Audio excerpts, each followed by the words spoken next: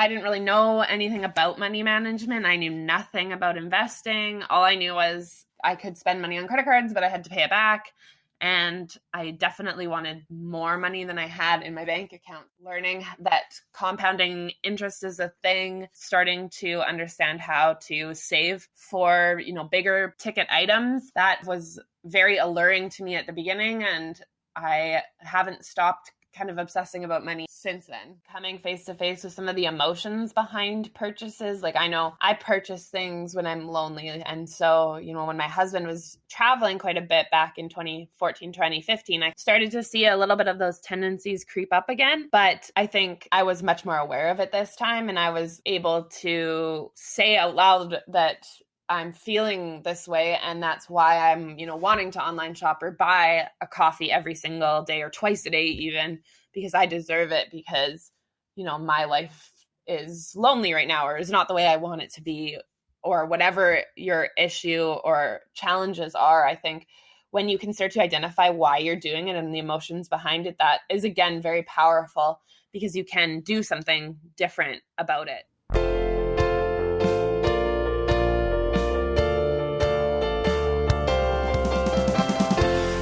This is the Personal Finance Show.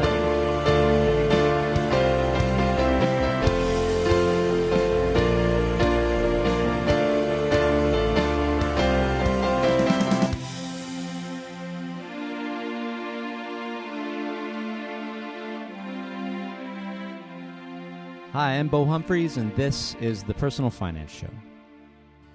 Janine Rogan wants you to know that no one is born with an understanding of personal finance. Janine got pretty good at making money early. Queen of the side hustle, they called her. But somehow her bank account was always empty, and her credit cards were always maxed. This is unfortunately not uncommon in our society. Making good money, but somehow the money disappears. Some people tell me this like it's some kind of unsolvable mystery. Luckily for Janine, she had a friend who pointed her to the world of personal finance books and blogs, and she was hooked after that. Today you can find Janine's personal finance writing all over the internet. Janine joined me from Calgary, Alberta to share her personal finance story.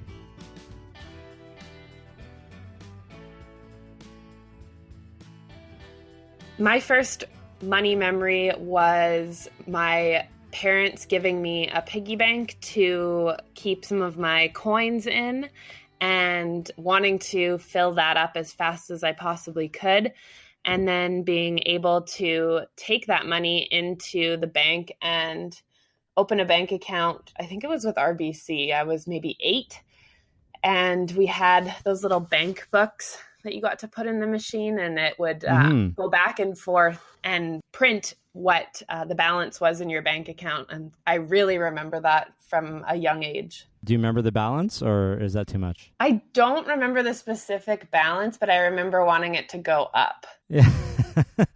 So I liked that piece of it, seeing as I put money into this bank account, the balance would increase. How do we know that that's good? Do you think your parents told you, like, if you put more money in and it goes up, that's good, you'll have more money and then you can do stuff with it? Yeah, I think there was conversations around like save money for a rainy day, but that's about it when it came to money management, I think, in our household.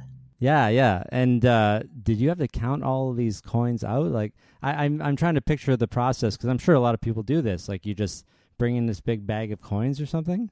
Absolutely. I had to count them all out. And my dad had a change jar too. So sometimes we got to help him with that. But we'd have those paper rolls that you actually got to roll the, however many quarters or loonies or pennies up in those. And that's what we did. And we'd bring those into the bank. And so you're building money in this bank account, which is not an uncommon thing for young kids to be doing. But what you do with it seems to change as you get older. Do you remember, were you saving it for something specific, or? I don't think I was really saving for something specific when I was young.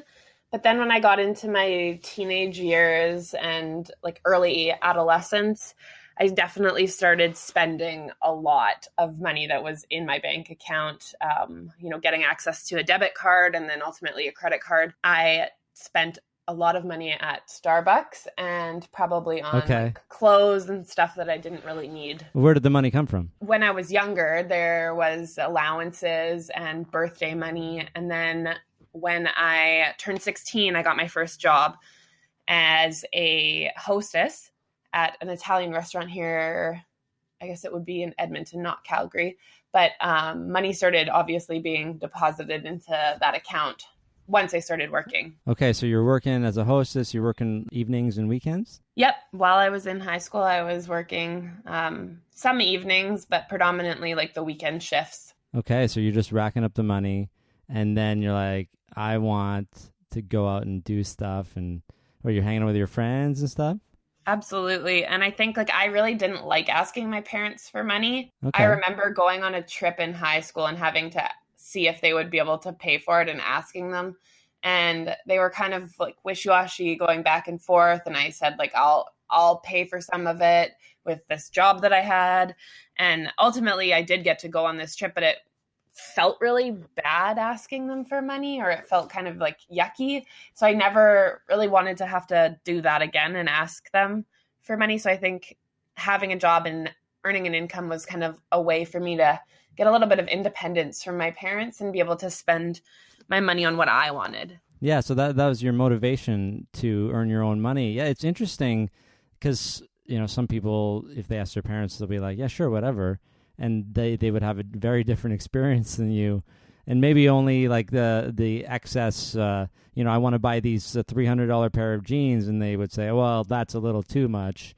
But a school trip, you said, or was it just trip with your friends? The French and Spanish students at my high school that like were taking those classes had the ability to go on a trip to Europe actually over spring break. So not a cheap trip by any means, but we did get to see France and Spain. And I think still to this day, I kind of feel bad that I had to ask them for money at that point. Really? So they must have, they seem like they're probably just very wise or frugal with their money. Is that right? Yeah, I think so. I mean, my parents have done well over the years. They've paid off 2 houses. They vacation now, I think, way more than they did back when I was in high school. But I think back then, I mean, I was dancing competitively, so I'm sure that wasn't cheap. But I think they were also trying to pay down their mortgage at that point and get it paid off. Yeah, I don't think they really live in excess. I know I get frustrated when I go to their houses and their pots and pans are like 25 years old. I'm like, Mom, you need to buy a new pan. You can afford it. Interesting. So they're already paying for some stuff for you, and they're trying to pay all their stuff down, and you kind of come to them with this trip that sounds like a trip of a lifetime for a high school student. Yeah, there was 30 of us that got to go. So yeah, I could see. Like, I think most parents would probably think a lot about that. Wouldn't just say, "Yeah, here's the whatever, a couple $1,000s." I'm imagining. Yeah, it was a few thousand. I don't know if I know how much it was in total. That number escapes me, but yeah, I just remember that feeling of never wanting to ask them for money again. Yeah, so in a way, you're very lucky that you're able to get the money at all, but Absolutely. it left this bad taste in your mouth of, well, it's not necessarily worth it, so now I'm going to make my own way. So, I mean, it's not great, but it's good that, you got your independence early that way. For sure. Yeah, because a lot of people just rely on their parents and, handouts, and maybe they take too much advantage. And it's kind of good that they indirectly drew a line for you to be like, you know what, it'll feel better for me if I just earn my own money. Okay, so you did, and you went on that trip, but after that, now you're just working as much as you can during high school? Yeah, I finished up high school and started university, and I think I was working like 2 or 3 jobs at a time trying to earn money, and I was probably spending it as fast as I earned it back then. Really? Still, how was school paid for, though? I was very fortunate that my parents paid for my university education, and I'm definitely very grateful for that. But I was still living at home in the first couple of years of university, but all of my spending, if I wanted to go out or drive somewhere, put gas in the car, that stuff was all my responsibility. Yeah, and I mean, I know I'm talking about this a lot, but it's good for parents to set boundaries so that their kids know, right? Because every family is different. and everybody has different ideas of what they should do for their kids, and everybody's right. Because it's their life, right? Absolutely. So at least they communicated that to you. It's like, okay, we're going to pay for this, but the rest of it is your responsibility. So that's good. You seem to have clear lines about that. And so you worked. You just kept working during university. Yep. I was, I think, still a hostess for a little bit, and then I was working as a server, and then also at a retail store in my first couple of years of university, while I was also teaching dance. So I've always had a knack for side hustles and wanting to earn as much money as I possibly could. So you're just figuring out so you built up these dance skills during, I guess when you were probably very young, growing up, right? And so you danced competitively, you said, and would you win prizes or? Yeah, we would compete a lot in the spring. So that definitely took up a lot of my time. And once I started university, I kind of took a step back from that, but still got to be part of the dance community and earn some income from it by teaching younger students. That's good. And you don't seem to be afraid of customer service jobs. No. You probably you got a lot of experience there, I'm sure. Yes, I enjoy talking to people. Yeah. Well, but also some people are not the best to talk to, and you still have to serve them. Like you probably have some memories about some bad ones. Absolutely. Yeah. I mean, in the service industry, you see it a lot, but I think my worst story was probably around a parent that I was teaching her daughter, and she was not very happy with me, but that was definitely a lesson on how to deal with, unhappy customers. Is that something you can share, or would that be too much? No, I'm happy to share. It was a class of 5-year-olds, and maybe this makes me sound mean, but they were not really paying attention or listening. And we give stickers out at the end of every class. The whole class ended up not getting a sticker that day, and there were some little ones that were maybe upset. And her mom basically tore a strip off of me in an email and about this sticker, and without obviously, finding that email and rereading it. I hope I deleted it at this point, but I had to figure out a way to respond to her and do it in a professional way so that, it wasn't just like emailing back and forth and fighting. What did you do? I took a full day to not respond to her because I think if I would have responded right away, it probably wouldn't have been nice. But ultimately, I just messaged her back, thanking her for her comments and asking her if she could come into class after the next class and talk in person, because I felt that things get blown out of proportion very easily on the internet, as we both know, but in email as well. Yes. We accidentally are talking about parenting a little bit here. It's like, do we want our kids to learn lessons, or do we want them to just feel like everything's hunky-dory all the time? Sometimes you're not going to get a sticker. It's like, or your allowance, bringing it back to money, or your parents can't pay for everything that you want. That's right. And so, what happens is, you have your childhood, that little girl had her childhood, and you guys meet in the future, and somehow she thinks she's entitled to everything, including the sticker for not doing a good job, and you understand that life is real. And who gets further ahead, right? Sometimes you're not always going to get a raise for showing up. And I think those lessons are kind of built into us early on. Yeah, that's a really, really good comparison, because I think, a lot of people that I've seen over the years in a work environment, they think that they should be praised just for being there. Meanwhile, they're not really standing out and, performing above the rest. So you're learning this stuff, and now you're even trying to teach it to young kids. And how did university go? What degree did you get? So I started off in the Faculty of Engineering, actually. And hated it, just loathed it. But I was good at math in high school, so everyone told me, go into engineering. So got into engineering at the U of A, and then after one semester, I was like, this is the worst. So I ended up switching into general sciences, and I was looking at getting a degree in nutrition. And I was really feeling that this science degree was not really going to get me a job in the future, kind of having that general science degree.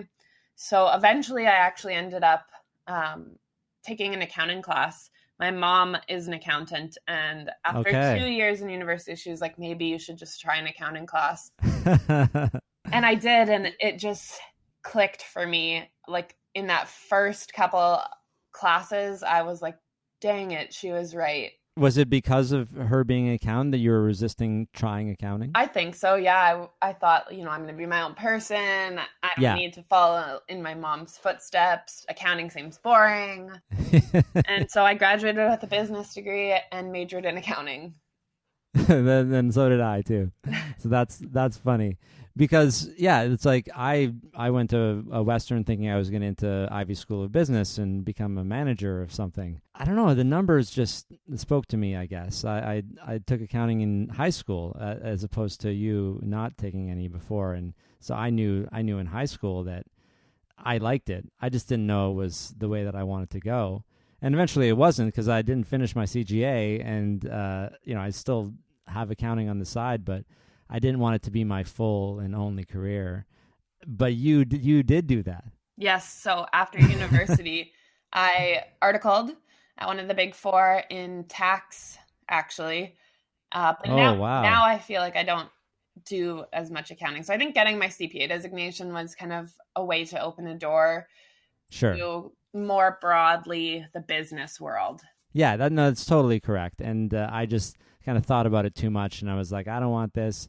And, I went my own way. But you're right. As everybody was telling me at the time, it would have probably done me no harm to finish it.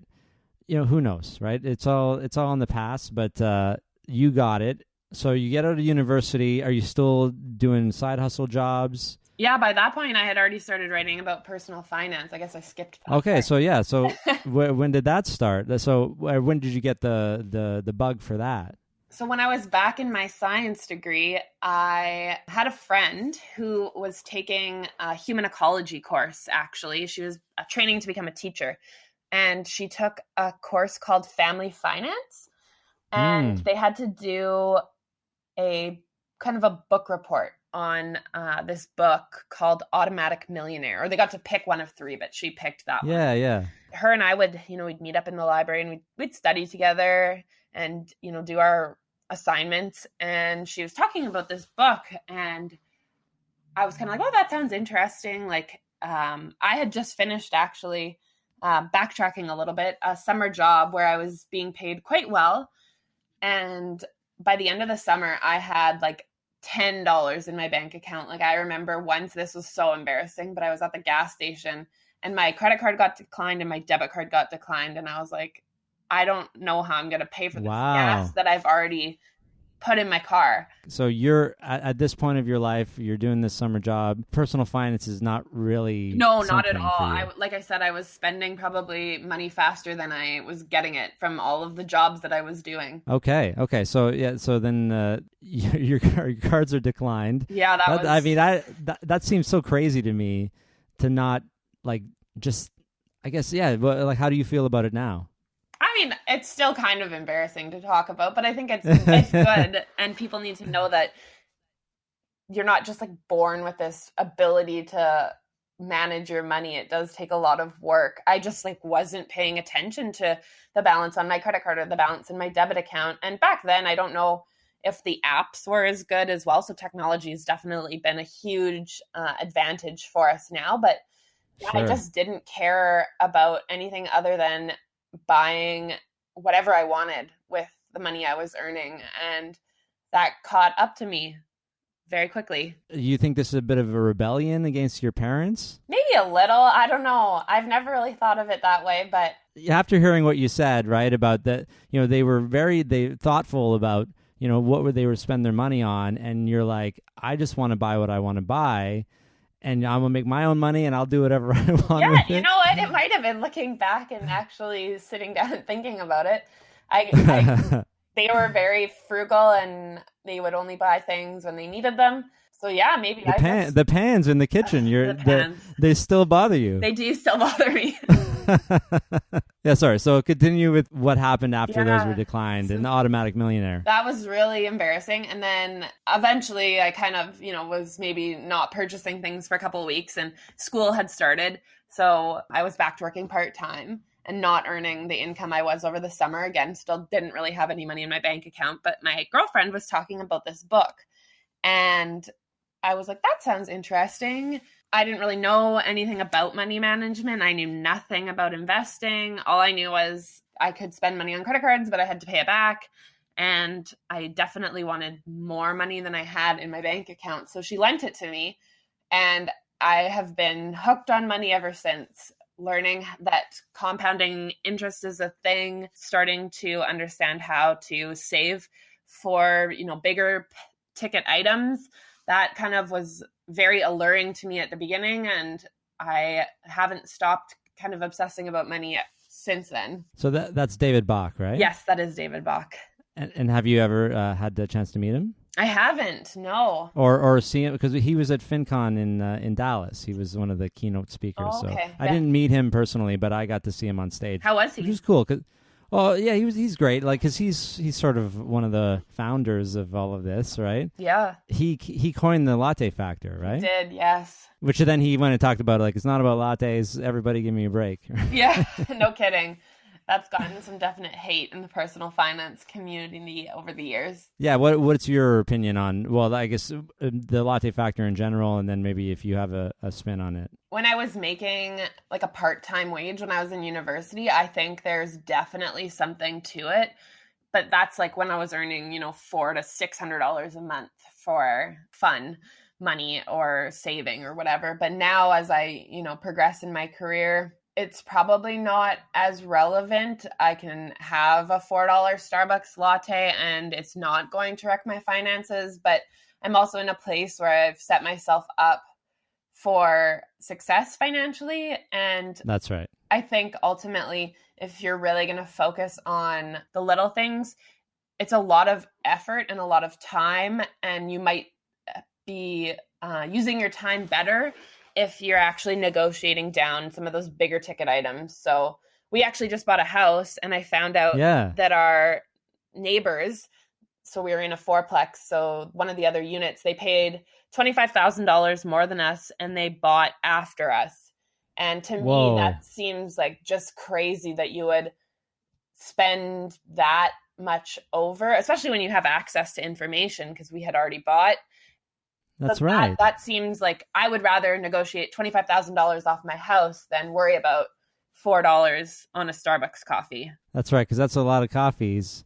It is. A lot of lattes there with the 25 grand. Yeah, and I mean, I've said this in recent episodes, but people are penny wise and pound foolish. Absolutely. I don't know why. Like maybe we're very intimidated by the big purchases. Do you think that's it? I think so. And negotiating isn't easy. Like, we had to hold our ground on this, or, asking for a rent reduction. That's a little bit squirmy, if that's the right word to use. It feels uncomfortable to ask for that money off. Whereas you don't have to negotiate with anyone to not spend money on a latte. So I think there's like that piece of having a bit of confrontation. Yeah, that's a really good point. People should spend more time focusing on, getting a rent reduction or lowering their cell phone bill or their utilities or their mortgage amount that they're going to pay, as opposed to worrying about a $4 coffee. How do you get a rent reduction? I don't think I've ever heard anyone talk about that. Well, I live in Calgary, so it's been pretty terrible in the economy these last few years.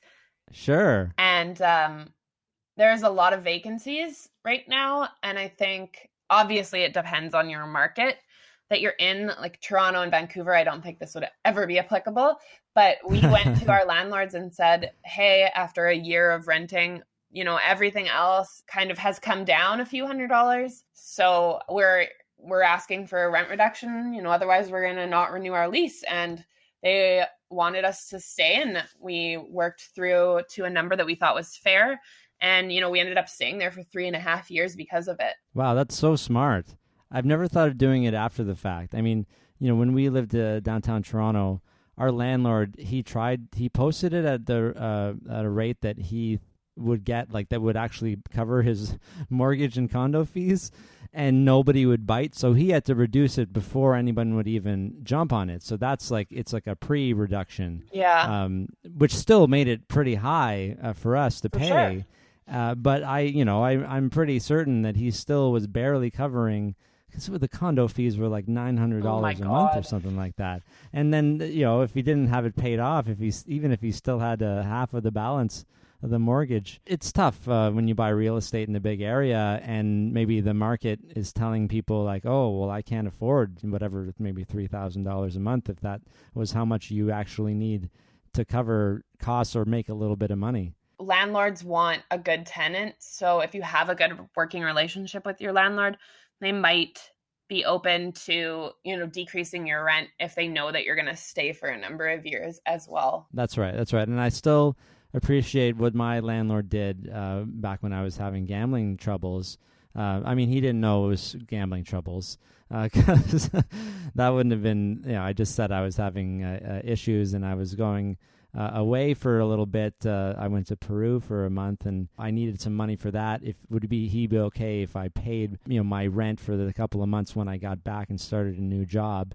I really appreciate him taking a chance on me there. We had some years of, built up of a relationship. So, for sure.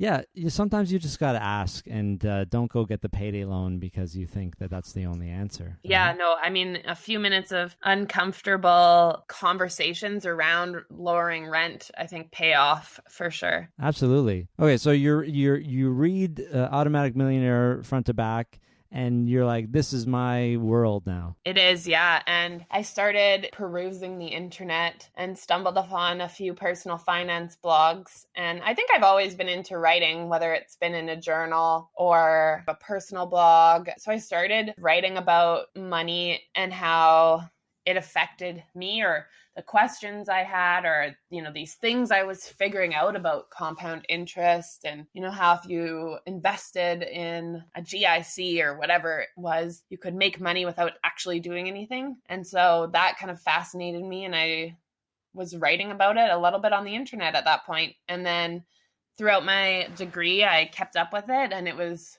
kind of a good way to learn the personal side of finances when I was learning the corporate side of things in my accounting degree. And then it just kind of married really nicely with my CPA designation and took off from there. Isn't it funny that we learn all this stuff about money and it's not about ourselves at all? It just seems strange to not have that as being part of it. And here's also your personal stuff. It's crazy when I look back, or even when I talk to accountants today, in the world I'm in, there are so many of them that don't invest or don't know how, or are intimidated by the stock market. And I'm like, you're CPAs, like, you're giving advice to people about their businesses, but it's unfortunate it's not part of the curriculum, but I think it's important nonetheless. Yeah, I've never really thought about this, but if I was talking to someone who was responsible for the curriculum, I would suggest throw in a personal finance course in there. Why not, right? It can only add value, and at least for just even to take care of your own finances. So did you have JaneRogan.com at that point? No, I did not. It was My Pennies, My Thoughts was my blog. That was your original blog. Is that still around? It redirects to my website now, and my website okay, so now you rebranded. It looks a lot different. Once I got my designation, I kind of felt like My Pennies, My Thoughts was a little like young or cutesy, and I wanted to be taken more seriously as an expert in the space. Because at that point, I, was writing and speaking about money and getting paid to do so, and I felt like I had a good level of knowledge for what I wanted, and I guess that's why I decided to do the rebrand to JanineRogan.com. Yeah, so you're writing, and it's just for yourself, really. My Pennies, My Thoughts. Did you start getting traffic and visitors and stuff and people interested? Yeah, for sure. And I think that ultimately kind of turned into a bit of a portfolio. And I started being able to pitch myself or have companies reaching out and asking if I'd be interested in writing for them. And, queen of the side hustle, can't turn down an extra couple $100 bucks. So I definitely probably charged way too little at the beginning, but started to, earn an income from writing. And it seemed like a pretty easy way and a pretty flexible way that I could earn money at the end of my degree, as well as, going into working at a big public firm that really didn't pay that much. Really, to start, eh? Oh God. So you're you're keeping in with your accounting, and you're doing what you need to do to either keep or get your CPA designation. But on the side, you're working for brands that are reaching out to you? Yeah, a lot of financial institutions did start to reach out, or I'd reach out to them, and started writing for them relatively regularly or whenever they needed content. What year did you start writing, I guess, professionally, if you have a time when you think, I actually made enough money to be called a professional writer? Well, I guess it depends how much is actually required, because I think $1. Back in university, I was doing, my friend found this random ghostwriting or copyright for some company in Edmonton. And I think they were 300-word articles, but I think they paid $15 an article. So okay. I don't know if I'd count that, but I think 2013, 2014 was probably when I started earning a little bit more than $15 an article for my writing. So maybe I would say then, as opposed to that random writing gig. And you like writing. It's always something you want to do. It's also helping you learn and keep up with all of your personal finance stuff. So what's happening with your personal money now? It sounds like you were in debt before, and did you start making a plan? Yeah, I did start making a plan, and I think when I started kind of becoming a little bit obsessed with money, it was before I knew how to use Excel. So I'd make these charts on paper about how much I was going to save each week or each month, and color code it and all of that good stuff. But obviously, kind of as I learned a little bit more about how to use Excel and through my business degree, all of those plans are now sitting in Excel. But financially, I would say now everything is pretty automated. We don't really touch much on a monthly basis. It kind of just happens. And I think that's a great way to make it less emotional when you're dealing with your money. So what was one of the key things, because you were always out of money, you were spending everything. Were you just becoming more mindful about if I think about my purchase or if I wait for it? Was delayed gratification a big thing for you? Yeah, a couple items there. One was starting to save and, making my money go into savings accounts as opposed to just buying things. I think I opened my first RSP when I was 19 and I put $25 in it. Seeing that balance start to grow and getting to the $500 mark or the $1,000 mark was kind of crazy to me, that I had this money, even though it wasn't much. It was, money I had saved, and maybe it kind of went back to that childhood memory of wanting to see the balance go up that I enjoyed. Yeah, interesting. Initial memory, and you're like, oh, that's a good feeling. I remember this feeling. Yeah, for sure. And then the other piece of it was I started to understand a little bit more about where what I was buying was coming from. And I also started using, I guess, what I call the 48-hour rule. I know some people use the 24-hour rule, but if I still want it in 48 hours, then it's probably something that I can go back and purchase, provided I have, either saved up enough for it or I have room in my budget for it. But I started to find that if I didn't indulge in those impulse purchases, or the marketing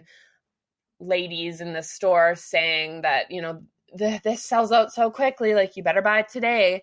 When I started not taking a part of that, or, putting something in an online cart and then waiting that 48 hours, I found most of the time I would either completely forget about it, or in 2 days I would kind of be like, well, I don't know, I could be investing this money and making it make more money as opposed to wasting it on something that I don't necessarily need.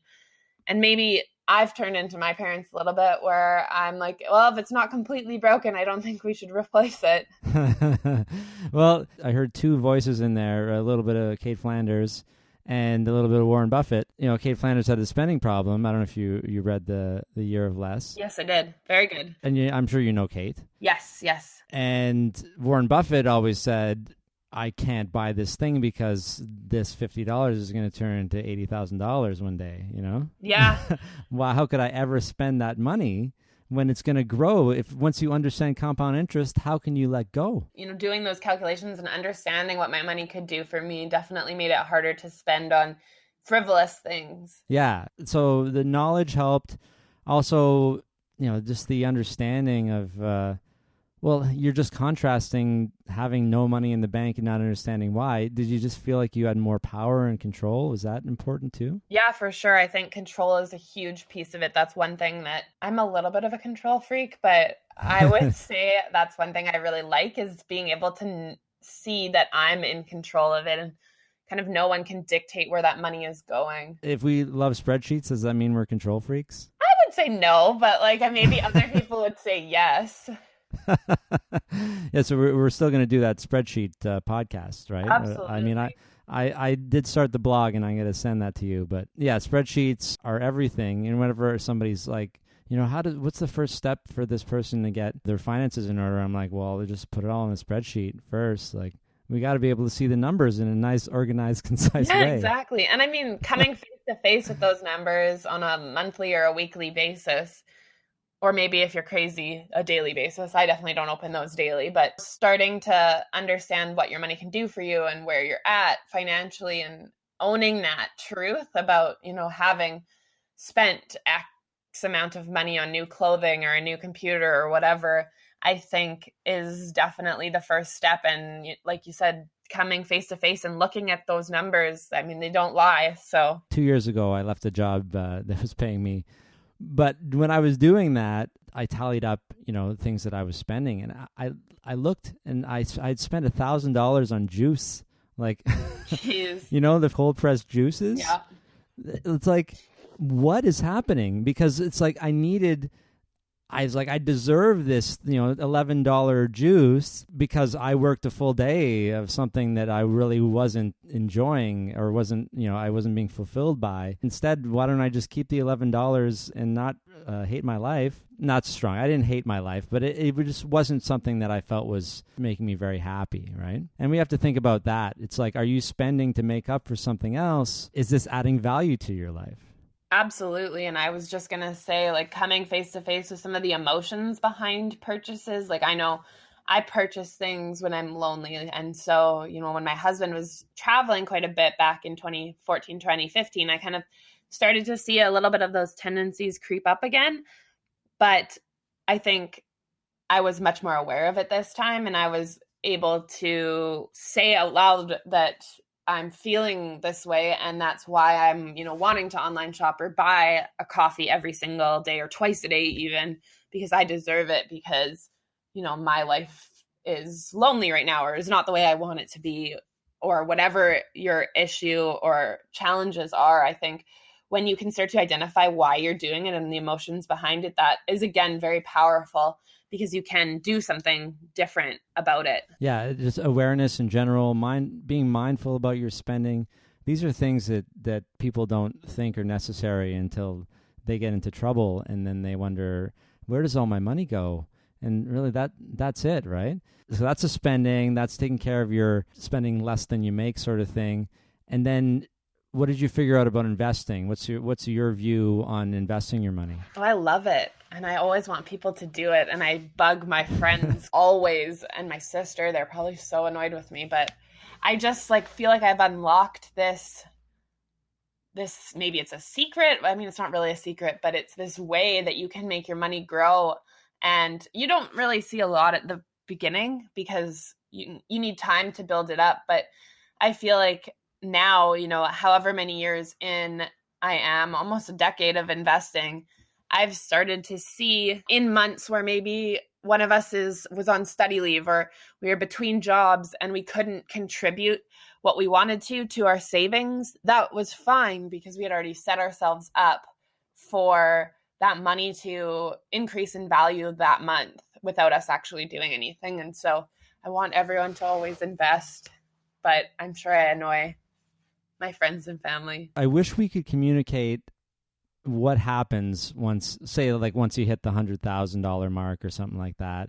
And when something that is like that grows by 5% or 7 or 10%, that's a significant amount of money for you. Without like doing 5,000 without doing it, it's money for nothing, right? And I feel like I've actually gotten more time back because I'm less obsessed with side hustles. I still write for money and speak for money, but I actually enjoy doing that. But because my money is earning money, I don't feel like I constantly need to maybe earn more than I am as well. I won't take on jobs if they're not at a certain threshold of income because my money is making money. So I can be more picky. And yeah, I think, definitely once you hit the 100,000 mark, it starts to make a difference. But just from there, it goes up. Yeah. And you touched on, like, you have an early version of financial independence right now. Yeah, a little bit. Like you can make more decisions because you're not so worried about, your money's going to take care of itself. It's not making enough money to pay your expenses now, I'm guessing. No, it's not. I wish. But it's getting there, and you're like, well, you know what? Yeah, I don't have to hustle as much as I used to. And we shouldn't have to as we get older. I did a calculation that if I just left the money that I have in, didn't do a thing, and just covered my own cost of living for the next, until I'm 65, if you add in the old age security and CPP, I'm going to be fine. Yeah, no, I mean, if you don't have that calculation in your spreadsheet, are you even an accountant? Like, that's right.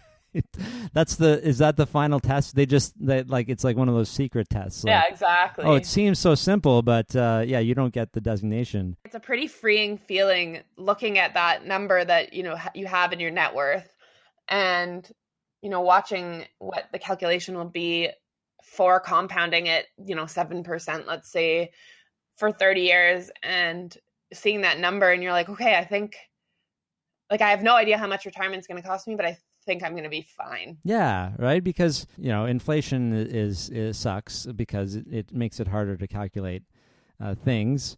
But, if you need $30,000 to live now, there might be a good chance you'll need $30,000 to live in the future. It's a good rule of thumb, I suppose. Yeah, I think things won't change that much by the time we retire, but I could be wrong. I guess I can't see into the future. But at the end of the day, it's all about, for me, like, decreasing stress. Like, money is such a stressor for so many people, and it's like the biggest cause of fighting and divorce and stresses in families. And to be able to look at that number and not feel stressed about the future, and if I just keep doing what I'm doing, I'll be set up very well, is something I wish for everyone. And I think maybe that's why I push my friends and family so much to invest. Well, because the effects. And I mean, we don't, David Bach has tried to tell everybody with his books and all the other financial gurus out there. And sometimes it's good to hear from somebody that we know, somebody closer to home, somebody Canadian.